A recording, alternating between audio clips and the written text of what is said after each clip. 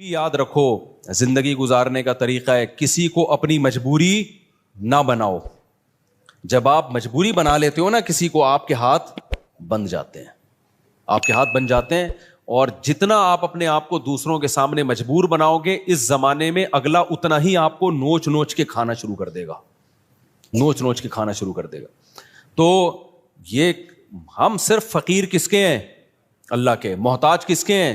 اللہ کے. بس اللہ کے سامنے گڑ گڑاؤ, اللہ کے سامنے ناک رگڑو, اللہ کے سامنے بولو میں محتاج ہوں, میں بھکاری ہوں تیرے در کا. باقی ہر ایک کے سامنے میرے بھائی سر اٹھا کے جینا سیکھ. اور دیکھو مرد کی اللہ نے یہ فطرت رکھی ہے کہ اپنے ماتحتوں کے, آپ کے ماتحت اچھا سلوک کرے نا, آپ 20 گنا بڑھا کے اچھا سلوک کرو ان کے ساتھ. ہمارے حضرت مفتی رشید احمد صاحب رحمہ اللہ تعالیٰ کی طبیعت میں بے انتہا استغنا تھا, بہت استغنا. استغنا سمجھتے ہیں یعنی وہ اپنے آپ کو کسی کا محتاج نہیں بناتے تھے کبھی بھی. لیکن ہم نے دیکھا کہ ہمارے حضرت کی کوئی ذرا سی خدمت کر لینا, حضرت کو پتا چلتا تھا نا یہ دل سے خدمت نہیں کرنا چاہتا, حضرت کبھی بھی خدمت نہیں لیتے تھے اس سے. حضرت فرماتے تھے میرے محسنین صرف میرے ماں باپ ہیں اور میرے استاذ, اس کے علاوہ میں کسی کا احسان نہیں لیتا. ایسا سر اٹھا کے جیے ہمیشہ. لیکن ہم دیکھتے تھے اگر حضرت کی کوئی ذرا سی خدمت کر دے, بہت معمولی سی, اتنی دعائیں دیتے تھے, اتنی دعائیں, ہمیں شرمندگی ہوتی تھی, ہم نے کون سا تیر مار لیا بھائی, یعنی کیا کر لیا ہم نے, اتنی دعائیں, اتنا خوش, اتنا خوش. یہ عزت دار لوگوں کی علامت ہوتی ہے کہ وہ کسی کے محتاج نہیں ہوتے. لیکن کوئی ان پر تھوڑا سا احسان کرے تو رپلائی میں وہ تھوڑا نہیں, وہ بہت زیادہ. کیونکہ احسان کے بدلے میں اگر آپ احسان نہیں کرتے تو اس کو استغنا نہیں کہتے, اس کو تکبر کہتے ہیں. استغنا الگ چیز ہے. دیکھو کچھ لوگ کیا ہوتے ہیں, کسی نے آپ کی خدمت کر دی ہے تو کون سا تیر مار دیا اس نے, ہمیں کسی کی خدمت کی ضرورت نہیں ہے. دیکھنے میں تو لگے گا آپ بہت اونچے ہیں, لیکن یہ اونچے نہیں, آپ کا کھوپڑی کیا ہو گئی ہے, آؤٹ. آپ میں تکبر ہے. بھائی کوئی خدمت ٹھیک ہے, آپ اس کی خدمت کے محتاج نہیں ہیں, لیکن اگر اس نے خدمت کر دی ہے نا تو آپ اس کو رپلائی ایسے دو کہ جیسے آپ کو بہت ہی اچھا لگا ہے, آپ کو ضرورت تھی.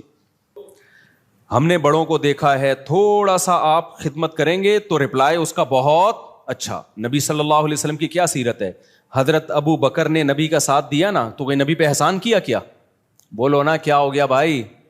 حضرت ابو بکر نے جب نبی صلی اللہ علیہ وسلم کو لوگوں نے مکہ سے نکالا تو کس نے ساتھ دیا؟ ابو بکر نے. غار میں کون ساتھ تھا؟ ابو بکر. حالانکہ اصل میں یہ نبی کا احسان تھا حضرت ابو بکر پہ. بھائی اس خدمت کی وجہ سے نبی کی تو اللہ نے ویسے ہی مدد کرنی تھی, یہ تو نبی نے ابو بکر کو اپنی خدمت کا موقع دے دیا رضی اللہ عنہ کو, تو یہ نبی کا کس پر احسان ہے؟ ابے بھائی کوئی اتنے پیغمبر کسی کو اپنی خدمت کرنے دے دیں تو یہ تو پیغمبر کا ان پر احسان ہے, جس سے انسان کو عقیدت محبت ہوتی ہے. انسان کہتا ہے نا مجھے آپ تھوڑی سی خدمت کرنے دے دیں, آپ کا مجھ پر بہت بڑا احسان ہوگا, کہتے ہیں نا لوگ, اور باقی سمجھتے بھی ہیں کہ بھائی اس کو ہماری خدمت کی کیا ضرورت ہے. تو قرآن میں اللہ نے فرمایا بھی کہ اگر تم نبی کی مدد نہیں کرو گے, اللہ تو اپنے نبی کی مدد کرے گا, آخری نبی ہے, آپ کا دین تو غالب ہو کے رہے گا. لیکن نبی نے ابو بکر کو کیسا صلہ دیا, فرمایا میں نے ہر شخص کی خدمت کا دنیا میں بدلہ دے دیا ہے سوائے ابو بکر. یہ مبالغہ ہے, ورنہ ایسا کیسے ہو سکتا ہے؟ نبی کی برکت سے ابو بکر کو ایمان ملا, لیکن آپ صلی اللہ علیہ وسلم نے سکھایا ہے. پھر فرمایا لو کنت متخذا خلیلا لاتخذت ابا بکر خلیلا, اگر میں کسی کو جگری دوست بناتا تو ابو بکر کو بناتا. خلیل کا مطلب بہت ہی, فرمایا میرا خلیل اللہ کے سوا کوئی, خلیل بنانے کی اجازت ہوتی ابو بکر کو بناتا. کتنا اپریشیٹ کیا آپ صلی اللہ علیہ وسلم نے. حضرت معاذ ابن جبل, انہوں نے نبی کی خدمت کی, نبی کا ساتھ دیا جنگوں میں, کیسا صلہ نبی نے دیا. آپ صلی اللہ علیہ وسلم نے کیا فرمایا, انی احبک فی اللہ, اے معاذ میں تجھ سے اللہ کے لیے محبت کرتا ہوں. جس سے آپ کو محبت ہونا, صحابہ کو پیغمبر سے کس قدر محبت تھی. پیغمبر کی زبان سے جب یہ لفظ نکلا ہوگا تو صحابی کی کیا کیفیت ہوئی ہوگی آپ سوچو. جب انہوں نے یہ سنا نا تو رونے لگے.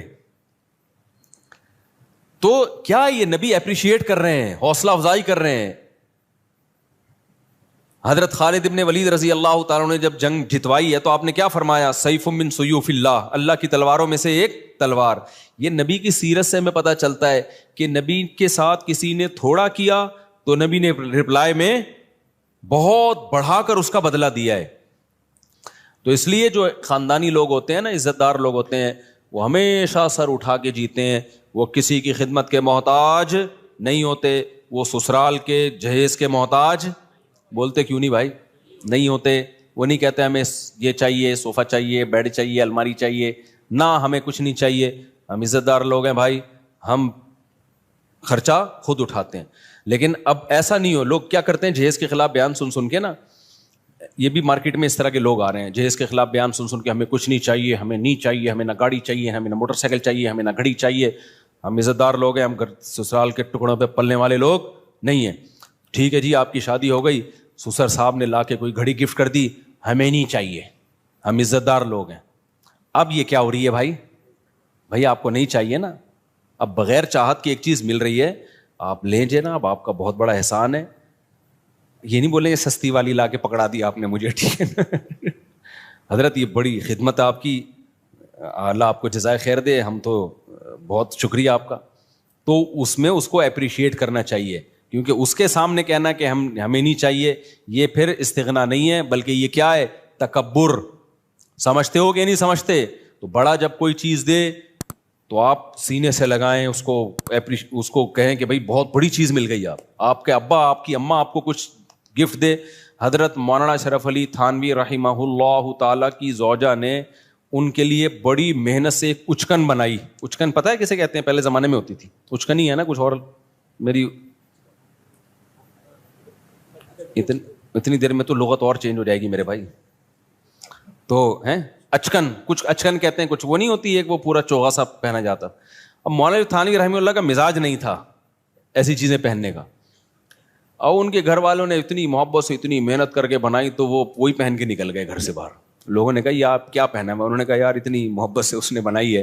اب میں یہ نہیں کہہ رہا آپ کی بیگم کچھ بھی آڑا ترچا پہنا دے، آپ دسترخوان پہنا دیا، آپ محبت سے باہر نکل آئے تو لیکن کوئی بھی آپ کے ساتھ تھوڑی سی بھی خدمت کرے تو جواب میں اس کو دعا دینی چاہیے، اس کو بہت زیادہ اپریشیٹ کرنا چاہیے، لیکن محتاج کسی کا انسان بن کے نہ رہے.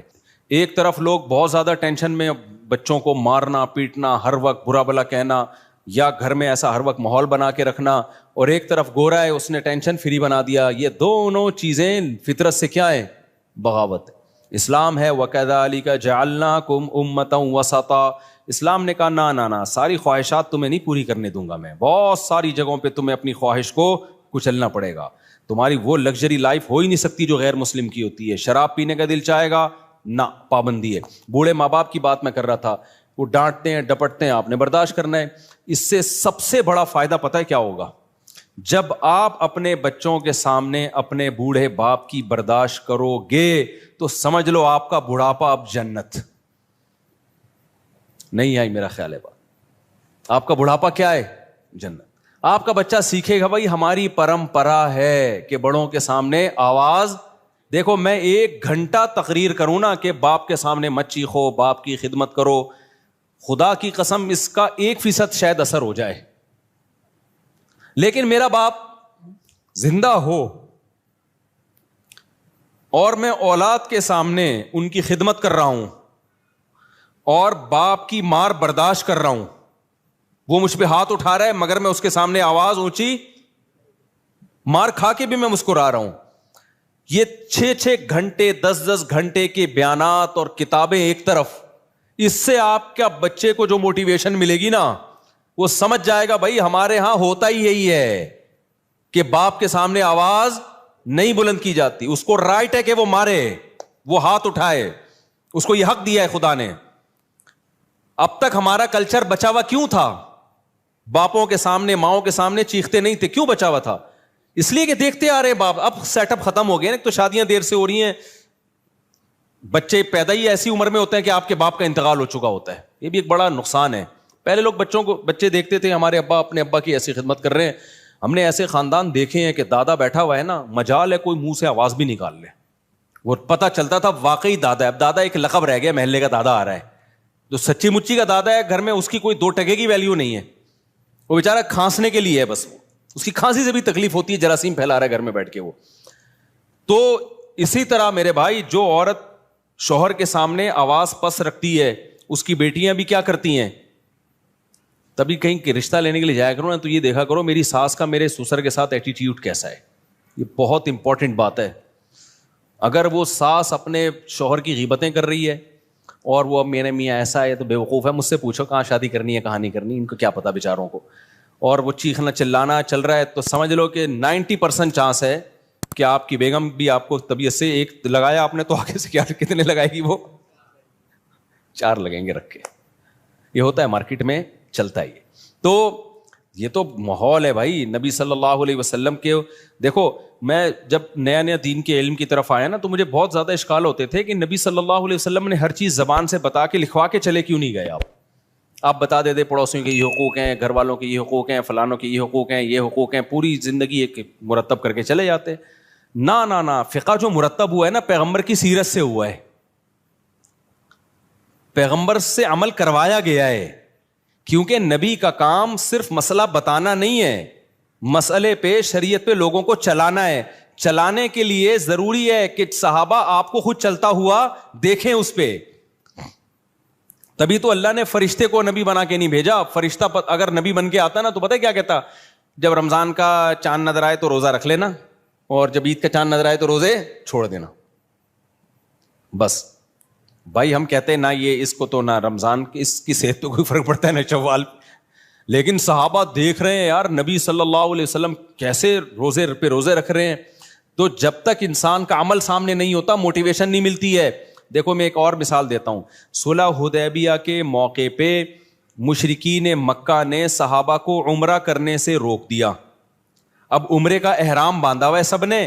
آپ کو مسئلہ پتا ہونا چاہیے کہ جب ہم عمرے کا احرام پہن لیتے ہیں, لبیک اللہم لبیک کہہ دیتے ہیں, تو جب تک طواف اور سعی نہ کر لیں وہ احرام اتارنے کی اجازت بولو نہیں ہے. بالکل ایسے جیسے تکبیر تحریمہ کے لیے نیت باندھ لی نا, تو جب تک 2 رکعتیں پڑھ کے سلام نہیں پھیرو گے آپ کو نیت توڑنے کی اجازت نہیں ہے, گناہ ہے نیت توڑنا. تو ایسے ہی احرام جب ایک دفعہ باندھ لیا جائے نا, تو جب تک عمرہ نہ ہو جائے آپ اس احرام کو نہیں کھول سکتے. تو صحابہ احرام میں بیٹھے ہوئے ہیں, مشرکین نے آپ کو منع کر دیا, معاہدہ کیا کہ بھائی اگلے سال آنا آپ عمرہ کرنے کے, اس سال نہیں کر سکتے آپ. تو اب صحابہ پریشان, پہلے موت پہ بیعت کر چکے ہیں 1400 صحابہ کہ ہم لڑیں گے ان سے. تو موت پہ بیعت بھی ایسے جذبات بنے ہوئے ہیں, بھائی ہم نے تو ان سے لڑنا ہے, موت پہ بیعت کر کے تیار بیٹھے ہوئے لڑائی کے لیے. اب شرطیں ساری کافروں کی مان رہے ہیں, اور پھر مزید شرط یہ کہ عمرہ کرے بغیر احرام بھی کھول دو آپ, یعنی سر منڈا لو پہلے ہی اور احرام کھول کے دم دو. تو یہ تو اور ان پہ شاک گزرا کہ بھئی یہ تو ذلت در ذلت در ذلت ہے, ہم کیسے مشرکین کے کہنے پر ہم عمرہ چھوڑ دیں اور سر منڈا کے احرام کھول دیں, یہ تو بڑا مسئلہ ہے. نبی صلی اللہ علیہ وسلم نے صحابہ سے فرمایا بھائی سر منڈاؤ اور احرام کھول دو. کوئی بھی نہیں کھول رہا, ٹھیک ہے نا بھائی, ہم کیسے کر لیں کیسے کر لیں, سب ڈر رہے ہیں کہ بھئی ہم یہ تو عمرے کا احرام باندھا ہوا ہے, ہم دباؤ میں آ کے کیسے کر لیں بھائی. تو آپ صلی اللہ علیہ وسلم پریشان ہو گئے کہ بھائی میں سب کو کہہ رہا ہوں کہ سر منڈا لو اور احرام کھول دو, لیکن کوئی بھی نہیں کر رہا یہ کام. آپ کہہ سکتے ہیں بھائی صحابہ نبی کی نافرمانی کیسے کر رہے ہیں. دیکھیں نبی کی حکم کی 2 حیثیتیں ہوتی ہیں. بعض دفعہ آپ صلی اللہ علیہ وسلم کوئی حکم دے رہے ہوتے ہیں, صحابہ یہ سمجھتے ہیں شاید یہ کوئی سیاسی حکم ہے, یعنی ہماری آسانی کے لیے دیا جا رہا ہے, یہ کوئی واجبی حکم نہیں ہے, ہماری آسانی کے لیے. عزیمت اسی میں ہے کہ عمرہ کیا جائے. ہوتا ہے نا بعض دفعہ آپ کسی کو اجازت دیتے ہیں, چل بھائی چھٹی کر لے تو آج تو چھٹی کر لے. وہ ٹیچر چاہتا ہے کہ سبق ہو لیکن کہتا ہے کر لے چھٹی, تو طالب علم کہتا ہے نہیں سر ہم پڑھیں گے. ایسے ویسے مارکیٹ میں ہے نہیں, لیکن ایک مثال دے رہا ہوں میں. تو اور اتنے اچھے ٹیچر بھی نہیں ہے کہ آپ کا چھٹی کرنے اور کیا نہیں پڑھو, وہ بھی کہتا ہے جا. کراچی میں تو 1 بوند برسنے سے پہلے ہی 1 مہینے کی اسکول کی چھٹیاں ہو جاتی ہیں, ابھی 2-4 بوندیں اور پڑ گئی تو 6 مہینے کی چھٹی. خیر, تو نبی صلی اللہ علیہ وسلم کو پھر حضرت صفیہ نے مشورہ دیا, آپ کی زوجہ نے فرمایا یا رسول اللہ آپ ان لوگوں کو آرڈر نہ کریں, آپ سر منڈا لیں احرام کھول لیں بس. تو نبی صلی اللہ علیہ وسلم نے کیا کیا, سر منڈایا, احرام کھول دیا اپنا. جیسے ہی نبی نے کیا سب نے سر منڈا کے کیا کر لیا.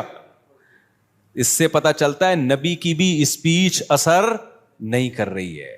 آپ پریشان ہو گئے بھائی یہ مان کیوں نہیں رہے میری بات. لیکن جیسے ہی عمل کیا ہے نا, ایک دفعہ بھی, اور مشورہ کس نے, آپ کی زوجہ نے دیا کہ حضرت صفیہ نے, کہ آپ نہ بولیں لوگوں کو, آپ صرف یہ کام کر لیں, آپ سر منڈا لیں اپنا اور آپ احرام کھول دیں. جیسے ہی کیا سب نے فوراً.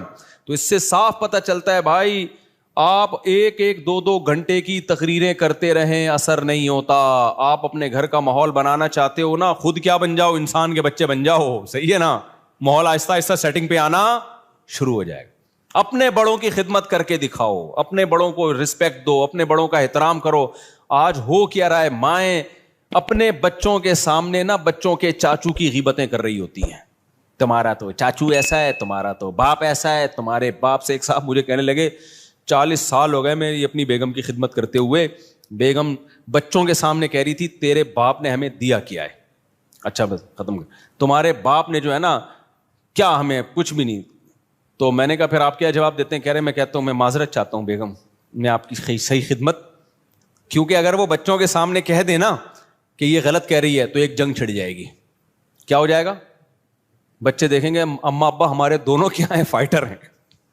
تو وہ صاحب کہتے ہیں میں فائٹ سے بچنے کے لیے کیا کہتا ہوں کہ ایکسکیوز کرتا ہوں, میں نے 40 سال آپ کی خدمت جیسی خدمت کرنی چاہیے تھی کائنڈلی میں وہ خدمت نہیں کر سکا.